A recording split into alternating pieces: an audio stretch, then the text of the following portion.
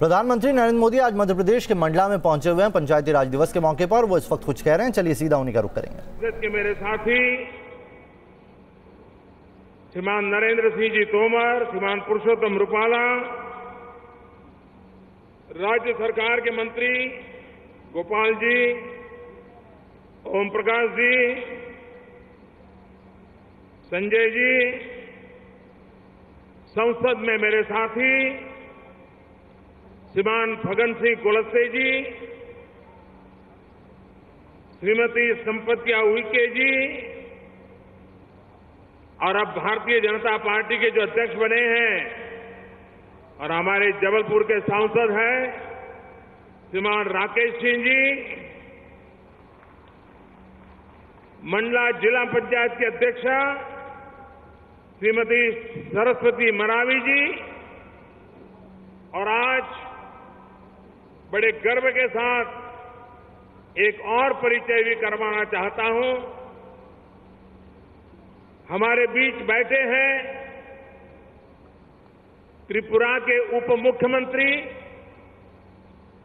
पिछले दिनों त्रिपुरा के चुनाव ने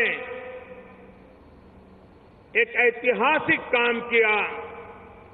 वहां की जनता ने एक ऐतिहासिक निर्णय किया और भारी बहुमत से भारतीय जनता पार्टी की सरकार बनाई। त्रिपुरा में ज्यादातर जनजातीय समुदाय रहता है। आपको वैसे यहां गौंड परंपरा का इतिहास है, वैसे ही त्रिपुरा में आदि जाति के लोगों का, जनजातीय समुदायों का, वहां के राज्य शासन का एक बहुत बड़ा लंबा इतिहास है। और मुझे खुशी है कि आज उस त्रिपुरा के नवनिर्वाचित उप मुख्यमंत्री श्रीमान जिष्णुदेव वर्मा जी मेरे बीच में हैं और वे त्रिपुरा की उस जनजातीय समुदाय से आते हैं और उस राज परिवार से आते हैं जिन्होंने अंग्रेज सल्तनत के सामने लोहा लिया था। आज उनका यहां मध्य प्रदेश की धरती पर स्वागत करने में मुझे गर्व हो रहा है। भाइयों बहनों, हम सब आज मां नर्मदा की गोद में इकट्ठे हुए हैं।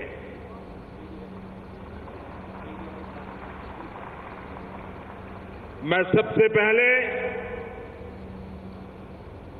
करीब 1300 किलोमीटर लंबे पट वाली मां नर्मदा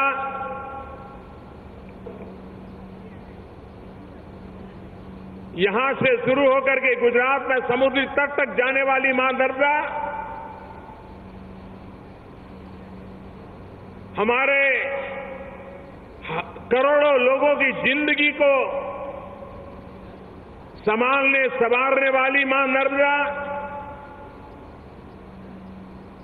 हमारा पशुपालन हो, हमारी कृषि हो, हमारा ग्रामीण जीवन हो, सदियों से मां नर्मदा ने हमें नई जिंदगी देने का काम किया है। मैं उस मां नर्मदा को प्रणाम करता हूं। आज मेरा सौभाग्य है, मुझे इस क्षेत्र में पहले भी आने का सौभाग्य मिलता रहा है। रानी दुर्गावती पराक्रम की गाथाएं, त्याग और बलिदान की गाथाएं हम सबको प्रेरणा देती रही है और ये हमारे देश की विशेषता रही है।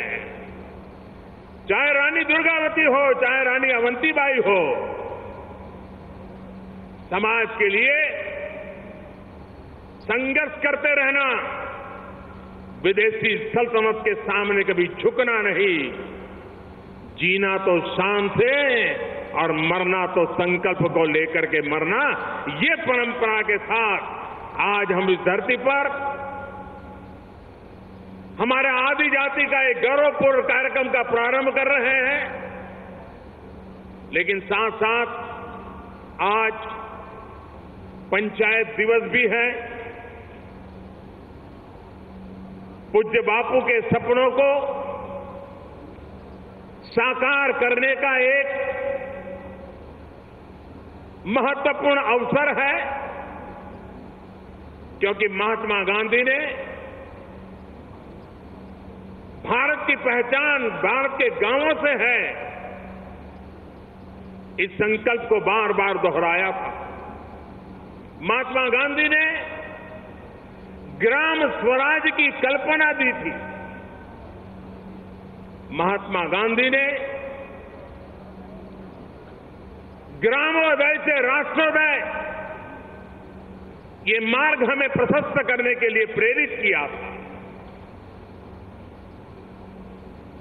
और आज पंचायत राज दिवस पर मैं देश के करीब 2,40,000 पंचायतों को, इन पंचायतों में रहने वाले कोटि कोटि मेरे भारतवासियों को, इस पंचायतों में जनप्रतिनिधि के रूप में बैठे हुए 30 लाख से ज्यादा जनप्रतिनिधियों को, और उसमें भी 1/3 से ज्यादा हमारी माताएं बहनें जो आज ग्रामीण जीवन का नेतृत्व कर रही हैं, ऐसे सबको आज पंचायती राज दिवस पर प्रणाम करता हूं, बहुत बहुत शुभकामनाएं देता हूं। और मैं उनको विश्वास दिलाना चाहता हूं, आपके अपने गांव के विकास के लिए, आपके अपने गांव के लोगों के सशक्तिकरण के लिए, आपके अपने गांव को समस्याओं से मुक्ति दिलाने के लिए आप जो भी संकल्प करेंगे, उन संकल्प को पूरा करने के लिए हम भी, भारत सरकार भी कंधे से कंधा मिला करके आपके साथ चलेगी। आपके सपनों के साथ हमारे सपने भी जुड़ेंगे और हम सबके सपने मिलकर के 125 करोड़ देशवासियों के सपनों को हम सिद्ध करके रहेंगे। इसी एक भावना के साथ आज पंचायत राज दिवस पर गांव के लिए कुछ करने का संकल्प करें। पुराने जमाने में कभी कभी हम जब यहां भी मंडला में आते हैं तो उस किले की पहचान होती है, उस राज परिवार की व्यवस्था की पहचान होती है, और हम सब बड़ा सीना तान के कहते हैं कि सदियों पहले गोंड राजाओं ने कितना बड़ा काम किया था, कैसी बड़ी व्यवस्थाएं की थी। उस समय राज व्यवस्थाएं थी, राज परंपराएं थी, और राज परंपरा से जुड़े हुए लोग अपने इलाके के नागरिकों की भलाई के लिए कुछ ऐसा काम करने का प्रयास करते थे जिसको आज सदियों के बाद भी हम इतिहास के माध्यम से स्मरण करते हैं, गर्व करते हैं और हमारी आने वाली पीढ़ियों को बताते हैं। उस जमाने जो व्यवस्था थी, उस व्यवस्था के साथ ये होता था। अब लोकतंत्र है, एक निश्चित अवधि के लिए गांव के लोगों ने हमें जिम्मेवारी दी है, गांव के लोगों ने हम पे भरोसा रखा है। ऐसा कौन पंचायत का प्रधान होगा, ऐसा कौन पंचायत का चुना हुआ प्रतिनिधि होगा जिसके दिल में ये इच्छा न हो कि 5 साल जो मुझे मिले हैं, मैं 5 साल में मेरे गांव के लिए ये 5 अच्छे काम, 10 अच्छे काम, 15 अच्छे काम मेरे कार्यकाल में करके ही रहूंगा। ये संकल्प, और तब जाकर के 20 साल, 25 साल, 30 साल के बाद जब आप बुढ़ापे से गुजरते होंगे, घर में पोते पोतियों को लेकर के कभी रास्ते में निकलेंगे तो आप भी अपने पोते पोतियों को बताएंगे कि 25 साल पहले मैं पंचायत का प्रधान था, 25 साल पहले मैं पंचायत में चुन करके आया था और देखो मेरे समय में मैंने तालाब का काम किया था, मेरे समय में ये स्कूल में मैंने ये पेड़ लगाया था, मेरे समय में मैंने ये तालाब में काम किया था, मेरे समय में मैंने एक कुआं खुदवाया था, गांव को पानी मिला था।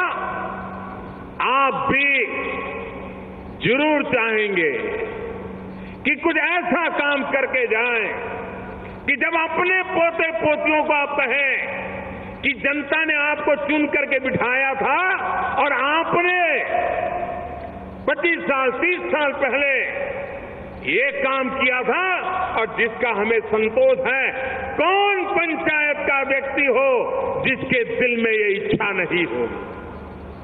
मैं आपके हृदय में वो इच्छा को प्रबल करना चाहता हूं, आपको मजबूत संकल्पों का धनी बनाना चाहता हूं, अपने गांव के लिए कुछ कर गुजरने का इरादा और उसके लिए जो 5 साल मिलते हैं उस 5 साल पल पल जनता जनार्दन के लिए खपा देने का अगर प्रण लेकर के चले तो दुनिया की कोई ताकत नहीं है, दुनिया की कोई चुनौती नहीं है, कोई ऐसी मुसीबत नहीं है जिसको हम परास्त करके हम हमारे गांव की जिंदगी को बदल न सके। कभी कभी गांव के विकास की बात आती है तो ज्यादातर लोग बजट की बातें करते हैं। कोई एक जमाना था जब बजट के कारण शायद मुसीबतें रही हो, लेकिन आज बजट की चिंता कम है। आज चिंता है बजट का, पैसों का सही उपयोग कैसे हो, सही समय पर कैसे हो, सही काम के लिए कैसे हो, सही लोगों के लिए कैसे हो, और जो हो इसमें ईमानदारी भी हो, पारदर्शिता भी हो और गांव के हर किसी को पता होना चाहिए कि ये काम हुआ इतने पैसों से हुआ और ये गांव को हिसाब में दे रहा हूं। ये आदत, समस्या पैसों की कभी नहीं है, लेकिन समस्या कभी प्राथमिकता की होती है।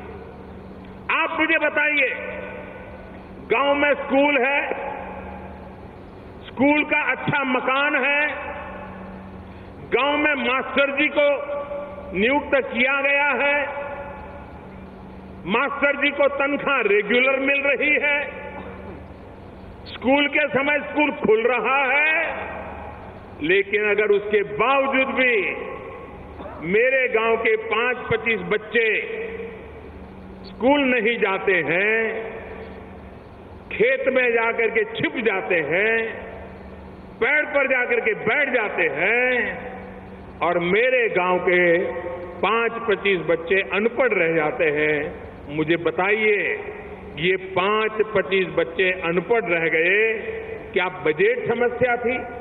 जी नहीं। मास्टर जी समस्या थी? जी नहीं।